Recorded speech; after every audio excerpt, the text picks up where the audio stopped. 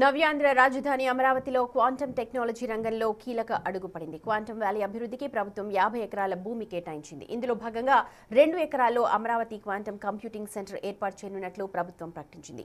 CRDA కార్యాలయానికి సమీపంలోని seed access road పక్కనే భవన నిర్మాణం కోసం భూమి కేటాయింపు పూర్తయింది. ఈ నిర్మాణ పనులకు సంబంధించిన టెండర్ ప్రక్రియ ఇప్పటికే ప్రారంభమైంది. ఈ నెల 6తో టెండర్ల దాఖలు గడువు ముగియనుంది.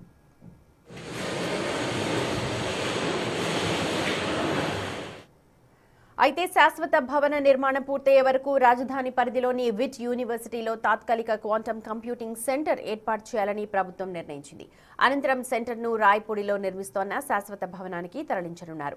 ఇక ప్రతిపాదిత క్వాంటమ్ భవనం గ్రీన్ బిల్డింగ్ రూపకల్పనతో G+1 ఫ్లోర్ డిజైన్లో నిర్మించనున్నారు.